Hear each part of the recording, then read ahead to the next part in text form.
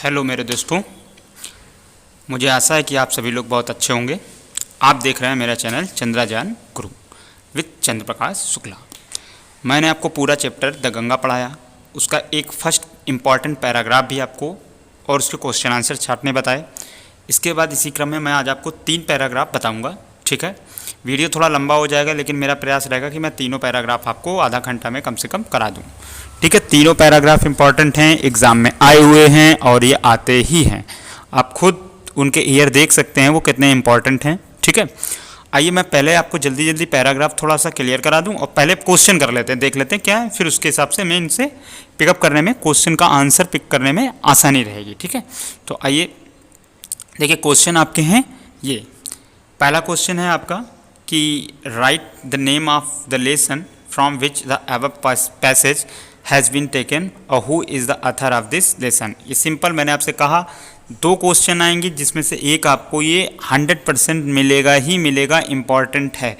ठीक है, तो इसका जवाब जो पीछे लिखा था वही इस बार लिखेंगे, लेकिन फिर भी मैं आपको बता दूंगा तरीका क्या है। इसका जवाब अभी मैं क्लियर कर देता हूँ। Write the name of the lesson, तो the name of the lesson from which the above passage has been taken is the Ganga और the author of this lesson is Pandit Jawaharlal Nehru.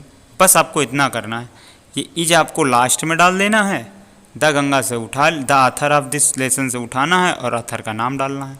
ठीक है ना, इसी तरीके से ये यहाँ से उठाना है क्वेश्चन, यहाँ से the name of the lesson from which the above passage has been taken is क्या है, द गंगा। इन्वर्टेड कामा में, इस तरीके का कामा में आप बंद करके ही लिखें नाम, राइटर का नाम और चैप्टर का नाम। ठीक, तो ये तो क्लियर हो गया। दूसरा क्या है, why has Nehru discarded much of the past tradition. ठीक, एक क्वेश्चन ये है, डिस्कार्डेड वर्ड याद रखिए, बाकी तो सिंपल वर्ड है। What does the author want India to get rid herself of. ठीक, एक ये, what is the winter conscious of, sorry winter में पड़ गया, राइटर। फिर उसके बाद है what give inspiration to the writer. What gives क्या देता है इंस्पिरेशन यानी प्रेरणा, टू द राइटर, राइटर क्या प्रेरणा देता है। और which claim which chain would the authors not burial. ठीक है, तो अब देखिए पहले पैराग्राफ पढ़ते हैं तो उसमें इसके आंसर मिलते चले जाएंगे, फिर इनके हम लोग आंसर की बात करेंगे। तो पैराग्राफ पहले एक बार जल्दी से देखिए, एक डिस्कार्ड मीनिंग है, एक राइड हरसेल्फ वाला है और एक कॉन्शियस वाला है, और इसके बाद इंस्पिरेशन, और इसके बाद आपका author break. What is the chain would the author not break, क्या अथर तोड़ना चाहता है चैन की नहीं, तो ये एक हो गया है ना ब्रेक वाला अथर। ये अब देखिए क्या है आपका पैराग्राफ, थोड़ा सा मैं बड़ा कर देता हूँ ताकि पढ़ने को मिल जाए। ठीक, देखिए फिर हाँ, ये क्या बोल रहा है, एंड दो, एंड यानी और, दो यानी यद्यपि, I have discarded much of past tradition. Discarded माने होता त्याग देना, much of past tradition and the customs हैं, एंड एन एग्जियस दैट, और मैं उत्सुक हूँ, that the India should rid herself of all shackles. ठीक, अब देखो पहले का यही, दूसरे में यही नंबर तो आपका था, यही तो पूछा था डिस्कार्ड क्यों किया। तो अब उन्होंने अपने लिए स्टोरी लिखी, जब आप उनके लिए आंसर लिखोगे तो आप वहाँ पे क्या लगाओगे, तो आप उस जगह पे ही लगा के बोलोगे, है कि नहीं भाई, नहीं तो उसका आंसर तो सही होगा नहीं। तो ये बोल सकते हो कि अब या तो उनका नाम ले लीजिए नेहरू यहाँ पे आई की जगह पे, और या ही बोल दीजिए, तो अब स्टार्टिंग है तो नाम ही ले लीजिए, Nehru has discarded much of the past tradition and the custom because the bind and the constant India and divided her people. ये यही तो है, her all shackles right, and that the bind and the constants her and the divide her people. वो उत्सुक थे that the India should ride, खुद India अपनी तरक्की करे, है ना, किससे, इन बेड़ियों से मुक्त होकर। तो अब आपको जब उसका पर्सनली लिखना है कि क्यों उन्होंने छोड़ा, तो इसीलिए छोड़ा, Nehru has discarded much of the past tradition and the custom. क्यों, किस लिए छोड़ा, बिकॉज दे बाइंड, वो खुद भी बंधे थे, एंड द कॉन्स्टेंट इंडिया, है ना, एंड डिवाइडेड हर पीपुल, और उसके लोगों को बांटती थी। ठीक है, क्लियर है ना। फिर उसके बाद आगे हम लोग करते हैं क्या है, and the prevent the free development, prevent माने रोकती है या रक्षा करती है, संरक्षण देना होता है प्रिवेंट माने, द फ्री डेवलपमेंट मुक्त विकास को of the body and the spirit, आत्मा की, इन जहाँ यहाँ के लोग हैं, पब्लिक हैं, उनकी आत्मा और विचारें स्पिरिट को और उनके शरीर का विकास, मुक्त विकास रोकती है, प्रभावित करती है, संरक्षित करती है। 2 यद्यपि आई सीक ऑल दिस, मैं इन सबके लिए याचना करता हूँ, ठीक है, सीख माने मांगना होता है, याचना करना, एट फिर भी I do not wish to cut myself off from that past completely, फिर भी मैं ये अच्छा नहीं करता हूँ कि मैं अपने जो गुजरा हुआ है मैं उससे सबसे बिल्कुल कम्प्लीटली मतलब पूर्ण रूप से अलग हो जाऊँ, ठीक है ना, ये नहीं चाहता हूँ। I am proud of that great inheritance, ठीक है, that has been and is the our, ये हमारी है ना, and I am conscious that I too, मैं इसके कॉन्शियस हूँ। अब देखिए कॉन्शियस वाला क्वेश्चन भी था, ठीक है ना। तो तीसरा, इसको पहले एक जल्दी जल्दी अर्थ पढ़ लें ताकि आपको क्लियर हो जाए थोड़ा। Which goes back to the down of the history, जो हमें याद दिलाती है ना, नहीं यहाँ भी छोड़ दिया मैंने, like all the of us I M link in the unbroken chain, I am a link in the unbroken chain. तो देखिए सबसे लास्ट वाला था ना अनब्रोकन वाला, कि तोड़ना है कि नहीं तोड़नी है, तो उसका आंसर आपका यही तो होगा, the author would not break the unbroken chain which goes back to the dawn of history, क्योंकि वो क्या है, वो उनको हिस्ट्री इतिहास का याद दिलाती है, इसलिए वो नहीं तोड़ना चाहते ना, वो नहीं तोड़ेंगे, ठीक है, वो जुड़े रहेंगे। जो immemorial past of the India है उसकी क्या करता है, हिस्ट्री के वो सब याद दिलाते हैं ना। तो आप इसी तरीके से क्रम में, आई वुड नॉट ब्रेक, मैं नहीं तोड़ूंगा ना, for I the treasure it as seek inspiration from it, और उससे मैं प्रेरणा प्राप्त करता हूँ, and as the witness of this desire of the mind, ये मेरी इच्छा है, and as my last homage हैं to India's culture inheritance, I am making this request that I handful of the ashes have throw in the, तो ashes से related तो हम लोगों के पास कोई क्वेश्चन था नहीं, तो अब देखिए ये हम लोगों ने जल्दी थोड़ा पढ़ लिया। अब देखिए इसके आंसर, पहला क्या बोला, पहले का हो गया। दूसरा, why was the Nehru discarded much of the past tradition, तो क्यों तोड़ दिया, तो यहाँ से आप बोलोगे नेहरू और हैज अंदर डाल दोगे, जैसा आपका क्वेश्चन उसी तरीके का आपका आंसर। तो नेहरू के आगे ये हैज़ अंदर कर दो, तो Nehru has discarded much of the past tradition because क्या था, दे bind and the constant India, and they माने वे यही सारी चीज़ें है ना, दे जो ट्रेडिशन और ये हैं आपके कस्टम्स है ना, परंपराएं और रीति रिवाज, तो दे बाइंड एंड कॉन्स्टेंट, संकुचित करते हैं और बांधते हैं भारत को, एंड डिवाइडेड हर पीपुल, उनके लोगों को बांटते हैं, ठीक है ना, ये मतलब था। थर्ड था, what does the authors want India to get right herself off, तो व्हाट डज क्या चाहता है, अथर वांट चाहता है India get right herself, तो यस, इसका जवाब बिल्कुल सिंपल सा क्या हो जाएगा, आप थोड़ा लिखना चाहते हो तो यस कर दीजिए, द अथर वांट्स, यहाँ से ही तो लिखोगे आप, द अथर वांट्स, अब ये तो डज हट गया ना, हेल्पिंग वर्ब प्रेजेंट इंडेफिनिट, तो एस लग जाएगा, the author wants India to get right herself off, ठीक है ना, किससे, ऑल साइकिल्स, किससे, ऑल साइकिल्स, जो कि क्या करती हैं, that bind and the constant and divided her people, वही जो ऊपर वाले का आपने आंसर लिखा वही आपको इसमें जोड़ देना है, पैराग्राफ में भी आपको मिल जाएगा यही, ठीक है। क्योंकि इसमें कुछ देखिए क्वेश्चन इस तरीके से पूछे गए हैं कि सिर्फ आपको एक या दो वर्ड जोड़ना है, तो अगर हम वहाँ से उठाते हैं पैराग्राफ, तो वहाँ पे आप ये ध्यान रखिएगा कि जहाँ आई लिखा है वहाँ पर फिर आपको ही करना पड़ेगा, ठीक है, क्योंकि वो स्टोरी अभी उन्होंने अपने लिए लिखी है, तो उसको आपको फिर उनके लिए करके बोलना पड़ेगा ना, इसलिए बदलना पड़ेगा। फिर 4th नंबर में बात कर लें, क्या है, what is the writer conscious of, तो what is the writer conscious of, तो कॉन्शियस किस चीज़ में थे, the writer is the conscious of किसका, that he too like all of us is a link in the unbroken chain, और which goes back to the down of history in the immemorial, ठीक है ना, यानी कि जो कैसी होती है, जो भुलाई ना जा सके, पास्ट ऑफ इंडिया, जो ना भुलाई जाने वाली भारत का जो इतिहास है, तो उसके भोर की याद दिलाती है, उसको वापस करती है ना, और इस अनब्रोकन चेन का जो है क्या था, वो पार्ट था, ठीक है, तो यही तो राइटर कॉन्शियस था। तो इसका आंसर आप अभी हमने पीछे पैराग्राफ में आपको पढ़ा था, तो आपका ये वाला यहाँ से मिल जाएगा पूरा, ठीक है ना, ये है ना पूरा यहाँ से, आई लिंक ये I am conscious that I too like all of us I am linked in the unbroken chain which the goes back to the down of the history and immoral past of the India. यहाँ तक ही तो है आपका ये, कोई clear हो गया ना, कोई दिक्कत नहीं है। जिस लैंग्वेज में क्वेश्चन पूछा जा रहा तो स्टार्टिंग तो उसी फॉर्मेट में ही हम लोगों को करनी पड़ेगी ना, the writer is conscious of, ठीक है ना, क्लियर है। फिर उसके बाद नेक्स्ट है अगला 5th number, what gives inspiration to the writer. What gives क्या देता है, इंस्पिरेशन यानी प्रेरणा to the writer.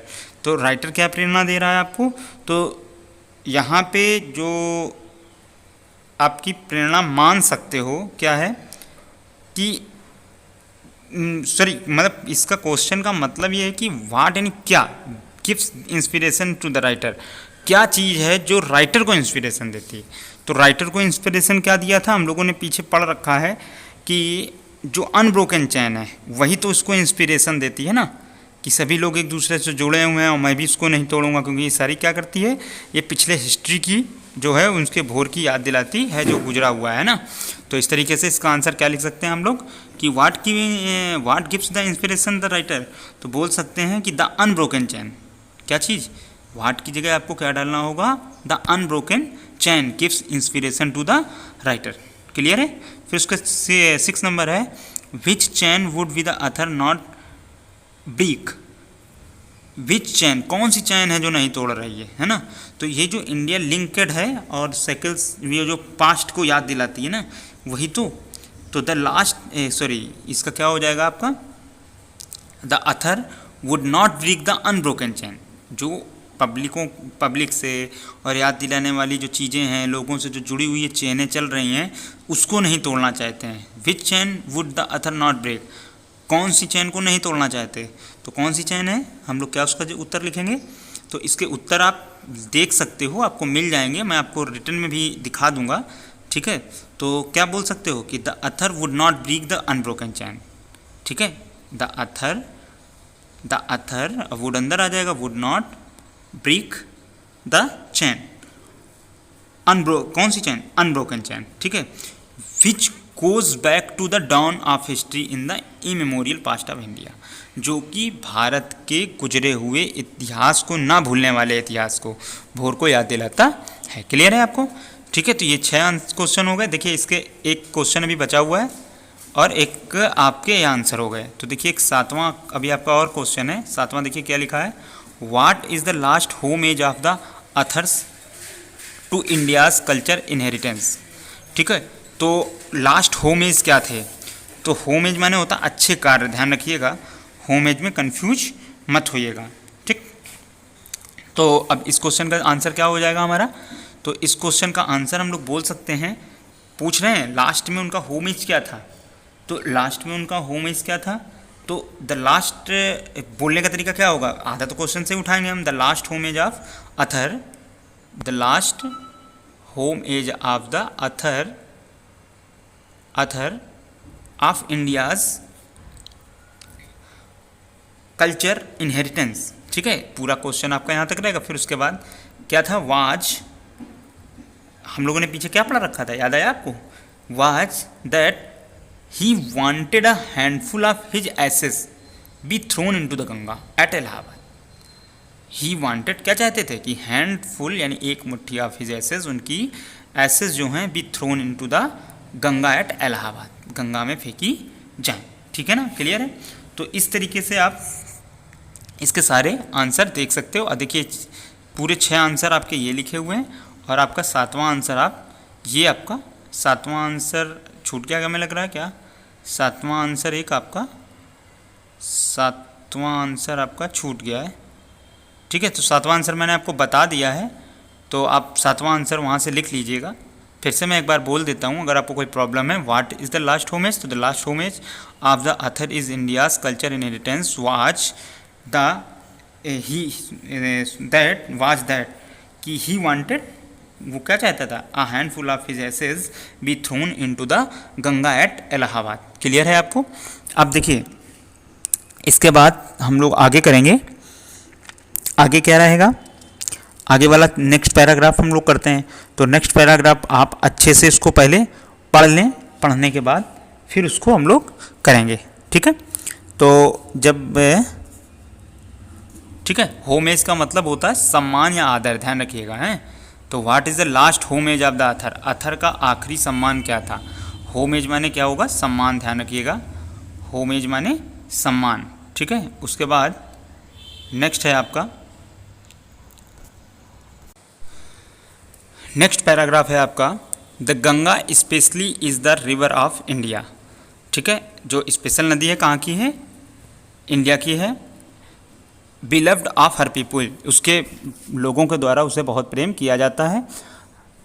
Round which are the इंटरवाइंडेड, जिस राउंड माने चारों ओर, विच आर जिसके, आर इंटरवाइंडेड नहीं गुथी हुई हैं, हर रेशियल मेमोरीज ना भूलने वाली यादें, ठीक है, रेशियल मेमोरीज। हर होप्स यानी उनकी आशाएं, एंड फियर्स डर, हर सॉन्ग्स गीत, ट्रिम्स विजय, हर विक्ट्रीज जीते, है ना, एंड हर डिफीट्स यानी हार पराजय। तो she has been the symbol of India's age long culture, she has been the symbol of India's age long culture, यानी कि ये क्या है, एक प्रतीक है भारत की लंबे समय के संस्कृति और सभ्यता का।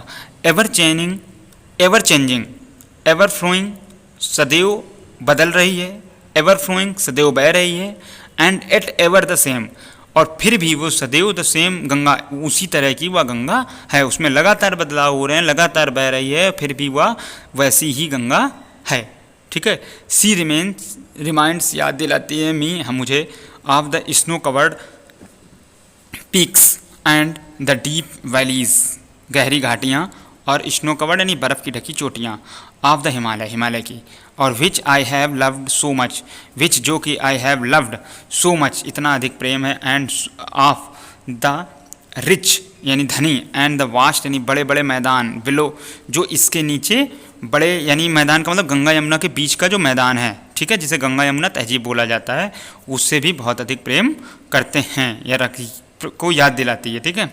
और where my life and the work has been cast, जहाँ मेरी ज़िंदगी और मेरा कर्म भूमि बनी है, ठीक है, उसको। अब देखिए इसके क्वेश्चन क्या हैं, पहले क्वेश्चन पढ़ लेते तो ज़्यादा सही था। तो क्वेश्चन है, why is the author reminds of the snow covered mountain on the seeing the river Ganga. दूसरा है, how can it be said that the river Ganga represents India's culture and the civilisation, और why is the Ganga beloved of the Indian people, और what does the Ganga symbolise, और what does the Ganga reminds the Pandit Jawaharlal Nehru of, और which words in the passage means. तो victory का मतलब विजय हो गया, है ना, और मिक्स्ड, तो विजय को तो हिंदी में बोल दिया, आपको तो इंग्लिश में ही बताना पड़ेगा ना। तो विक्ट्री का मतलब अगर हम बोलना चाहेंगे तो क्या बोल देंगे, ट्रिम्स, ट्रिम्स माने भी विजय या जीत होती है, और विक्ट्री माने भी विजय या जीत। और मिक्स्ड इंटीमेटली का मतलब क्या हो गया, इंटीमेटली, तो मिक्स्ड इंटीमेटली का मतलब अच्छे से मिला होना, ठीक है। मिक्स्ड आंतरिक रूप से घुला होना, तो उसका मतलब इंटरवाइंडेड हो गया, क्या हो गया, इसका हो जाएगा इंटरवाइंडेड। तो ये तो दो, छठा तो मैंने आपको करा दिया। पहला देखिए, why is the author reminds of the snow covered mountain on the seeing the river Ganga, तो क्यों याद दिलाता है, तो उसका आप आंसर क्या लिखेंगे, अकॉर्डिंग टू राइटर, जो राइटर है उसके हिसाब से क्या है, द गंगा लुक्स, कैसी दिखती है, आप इसको क्या बोलोगे कि जो, सॉरी क्वेश्चन क्या बोल रहा है, the why is the author reminds, author को क्यों याद दिलाती है, of the snow covered mountains on the seeing the river Ganga, Ganga river को देखने में पीक वाली चोटियाँ जो स्नो कवर्ड हैं माउंटेन की, वो क्यों याद दिलाती हैं। तो इसका क्या लिखोगे, the river Ganga reminds the author of the snow covered mountains and the deep values of the Himalayas because he loved them very much. तो सीधा सा इसका आंसर आपको इसमें क्या जोड़ना है, आपका तो यही हो जाएगा, द अथर रिमाइंड। अब देखिए इज है तो अब वहाँ रिमाइंडेड नहीं होगा, ठीक है ना, फिर आपका क्या हो जाएगा, रिमाइंड्स हो जाएगा ना। अब भाई याद कौन दिलाता है, अभी तो पैसिव वाइज लिखा है इसलिए इज लगा है, और रिमाइंडेड लगा हुआ थर्ड फॉर्म। जब आप इसको एक्टिव में बना देंगे तो ये रिवर द गंगा को आगे बोल दीजिए, the river Ganga reminds the snow covered mountains, है ना, एंड डीप वैलीज, वो जोड़ दिया क्योंकि वहाँ पूरा सेंटेंस है ना हमारे पैराग्राफ में, ऑन सीइंग है, because he loved very much. Clear है आपको, he loved them very much. फिर उसके बाद सेकेंड होगा, how can it be C, देखिए लिखना थोड़ा सा ही है, थोड़ा सा दिमाग लगा लीजिए बस। How can it be said that the river Ganga represent India's culture and civilisation. तो how can it be said, कैसे कहा जा सकता है कि the river Ganga represent the India's culture and civilisation, कि ये भारत की संस्कृति और सभ्यता का जो है प्रतीक है। तो कैसे कहा जा सकता है, तो सीधी सी बात है कि आप इतने देख सकते हो कि क्या क्या हो गया, गंगा बदल रही है, सब कुछ हो रहा है, लेकिन फिर भी है। तो ये भी कह सकते हो कि इतने लंबे समय से वो सभ्यता का प्रतीक है। तो क्लियर है ना। तो हम इसको आप अपनी लैंग्वेज में लिखेंगे कैसे, तो देखिए आधा तो क्वेश्चन ही होगा कि it can be said that the river Ganga represent India's culture and civilisation because, क्योंकि वाई वाले में बिकॉज आप गांठ बांध दीजिए, ठीक है, आपको लिखना ही होता है हाउ और वाई वाले में, ठीक है, बिकॉज। बिकॉज अब रीज़न आपको देना है, तो आप क्या देंगे, तो सीधा सा रीजन है कि ये प्रतीक है किसका, एक लंबे समय से हमारे कल्चर और सिविलाइजेशन का। तो it has been the symbol of India's, यही तो हम लोगों को उसमें पैराग्राफ में था, लिखा था ना, पैराग्राफ में यही तो लिखा हुआ था। हर द विक्ट्रीज नहीं, यहाँ पर था आपका, कहाँ पे आपका ये मिलेगा, Himalaya snow covered plains work have नहीं beloved and her people intertwined hope the triumphs, ये she has been the symbol of India's age long culture and civilisation, ठीक है ना। तो ये आपका इसका सही आंसर आप लिख सकते हैं, या आप इसका आंसर मेरे हिसाब से आप ये भी लिख सकते हैं कि इंटरवाइंडेड, ठीक है ना, round which are the intertwined her racial memories, her hopes and the fears, her songs on the triumphs, her victories and her defeats. ये आप अगर ये भी लिखें इसके साथ तो ज़्यादा अच्छा मैं आंसर मानता हूँ, ठीक है। इसके बाद अगला आपका क्वेश्चन का आंसर क्या है कि why is the Ganga beloved of the Indian people.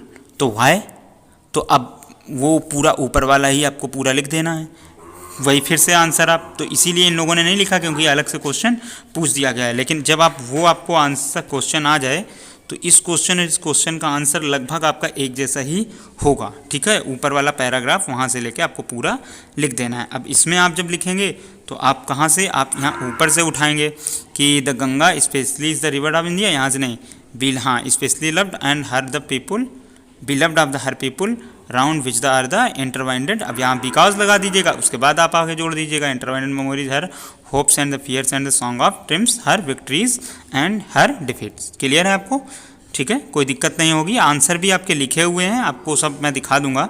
और व्हाट डज द गंगा सिम्बलाइज्ड, तो गंगा किसका प्रतीक है, यही तो सिम्बलाइज्ड का मतलब हुआ ना।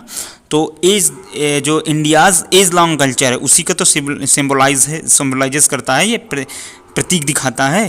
तो इसका आंसर आप क्या बोल सकते हैं, अब उठाने का तरीका क्या होगा, द गंगा सिम्बलाइजेस, क्योंकि फिर तो प्रेजेंट इंडेफिनिट बनाएंगे ना, डज हट जाएगा।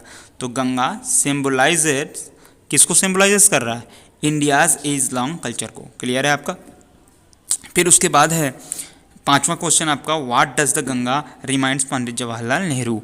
तो पंडित जवाहरलाल नेहरू को क्या दिखाता, तो वही पहला क्वेश्चन है, स्नो कवर्ड पीक्स को और डीप वैल्यूज को ऑफ हिमालयाज को, and rich and vast plain below, जो इसके नीचे क्या थे, विशाल धनी मैदान, जो गंगा यमुना की मैदान है वो, ठीक है ना। तो यही तो आप था। अब इसके आंसर आप देख सकते हो एक बार, देखिए ये आपके आंसर है, पहला और दूसरे का आंसर आपको क्लियर होगा।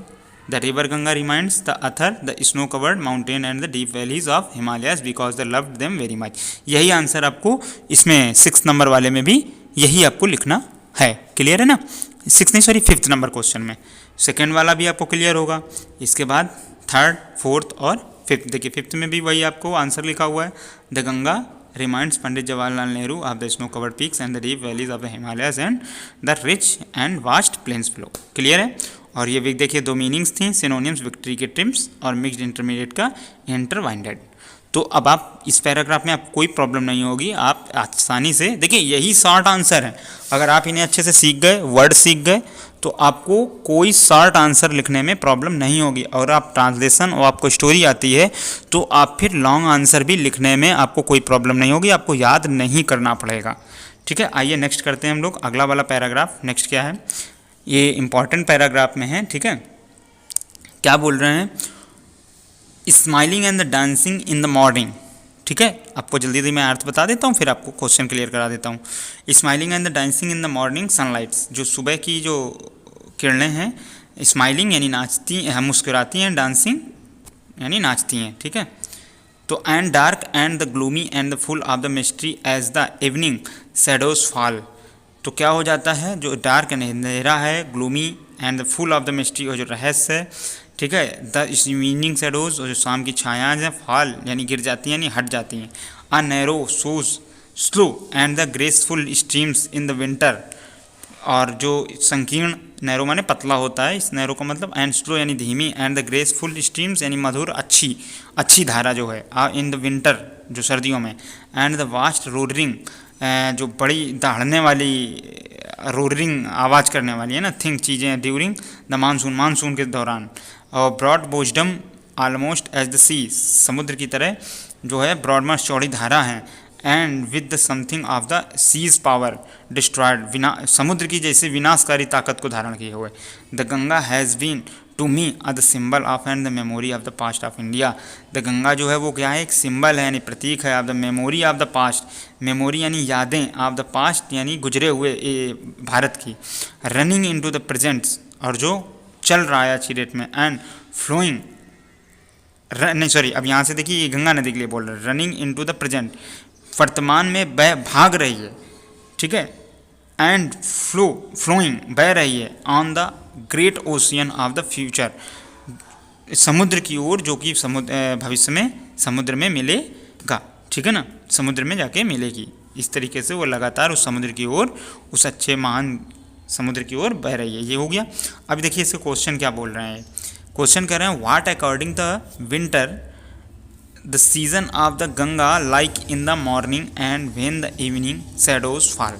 ठीक है, तो अब देखिए इसका क्या लिखेंगे हम लोग कि what the according to the writer, यानी राइटर के according is the scene of the Ganga like in the morning and when the evening shadows fall. तो इसका आप आंसर क्या लिखेंगे? बिल्कुल आसान और सरल है। अकॉर्डिंग, भाई क्वेश्चन से ही उठाओगे। According to the writer the Ganga looks smiling and dancing in the morning and dark, gloomy and the full of the mystery in the evening. शाम को क्या देखते हैं? बढ़िया मधुर की जब शाम ढलने लगती है तो ग्लूमी यानी शानदार जो है उसकी धारा देखते हैं, नैरो है ना, ग्लूमी स्ट्रीम, एंड जो रहस्य से भरी हुई फुल ऑफ द मिस्ट्री है इन द इवनिंग, शाम के टाइम। और सुबह क्या देखते हैं? किरणों को डांसिंग करते हुए और मुस्कुराते हुए। यही तो था ना, ऊपर के ही पैराग्राफ का आपको लिखना हुआ 3 लाइनें। ठीक, उसके बाद है सेकंड नंबर आपका क्वेश्चन था कि हाउ डज द गंगा, आगे करेंगे तो आगे क्या हो जाएगा आपका? सेकंड नंबर है how does according to the writer the Ganga looks during the winter. How does according to the writer the Ganga looks during the winter. तो इसका answer very simple, the Ganga looks like a narrow and slow and the graceful stream in the winter. ये ऊपर भी हम answer लिख सकते थे लेकिन उन्होंने नहीं लिखा क्योंकि 2 क्वेश्चन थे, उसको मिक्स करके इस हिसाब से लिखा गया है। ठीक है, क्योंकि उन्होंने स्पेशली विंटर में नहीं पूछा था, विंटर में नीचे पूछ दिया तो विंटर में स्पेशली उन्होंने नीचे बता दिया कि how does the according to the Ganga winter. Winter में कैसी होती है? तो नैरो स्ट्रीम होती है और ग्रेसफुल स्ट्रीम होती है। ठीक है ना, तो आंसर हो गया the Ganga looks like a narrow slow and the graceful stream in the winter. Clear है आपको? फिर थर्ड क्वेश्चन कहता है, देखिए क्वेश्चन तो आपको यहीं से उठाना पड़ेगा ना, narrow slow and graceful stream. ठीक, अब देखिए इसी का सेकंड में तो आंसर था, अब उसी को घुमा के पूछ दिया गया आपसे। और what is the scene of the Ganga like during the monsoon. तो मानसून में क्या होती है? ब्रॉड बॉस्डम होती है। कैसी दिखती है? Broad bosomed. और किसके साथ? With the seize power of the destroy, विनाशकारी समुद्र की ताकत की तरह। ठीक है ना, कि लहरों में बड़ी बड़ी चीज़ें लपेट जाती हैं। तो आपको इसका आंसर भी यही लिखना है कि क्या लिखेंगे? द गंगा लुक्स लाइक यानी दिखती है। ठीक है ना, सीन की जगह आप लुक्स का यूज कर दो। The Ganga looks like during the monsoon broad bosomed and with the seize power of destroy. Clear है आपको? और फोर्थ नंबर है write the name of the lesson from which the above passage has been taken और who is the writer of the lesson. तो clear है आपका उसका answer? तो क्या लिखेंगे? The lesson the name of the lesson from which the above passage has been taken is the Ganga and the writer of this lesson is Pandit Jawaharlal Nehru. Clear है? देखिए इसके आंसर भी आप देख लीजिएगा, ये आपको आंसर मिल जाएंगे इसके सारे। ठीक है, क्लियर होगा आपको। पहले का था according to the writer the Ganga looks smiling dancing in the morning and the dark gloomy and full of the mystery in the evening, और the Ganga looks like narrow slow and the graceful stream in the winter. Winter में कैसी दिखेगी वो? Narrow slow and the graceful stream. और monsoon में कैसा था? During monsoon the Ganga looks like broad bosoms, broad bosomed, bosomed का मतलब विनाशकारी। ठीक है, and with sea's power of the destroy. Clear है? और फिर फोर्थ नंबर है the name of the lesson from which the above passage has been taken is the Ganga and the writer of the lesson is Jawaharlal Nehru. Clear हो गया होगा आपको। ठीक है, अब आपने अगर इतना कर लिया तो आपको शॉर्ट आंसर भी तैयार हो जाएंगे। तो इसलिए इसे अच्छे से आप पढ़िए, दोहराइए, इसको कॉपी पे लिखिए, आपको बहुत अच्छे से तैयार हो जाएंगे, वो आप कर पाएंगे पैराग्राफ को। ठीक है, तो इतना ही रखते हैं। वीडियो तो काफ़ी बड़ा हो गया, लेकिन अब मैं आपको शॉर्ट आंसर और लॉन्ग आंसर फिर मैं आपको एक्सरसाइज कंप्लीट करके दूंगा।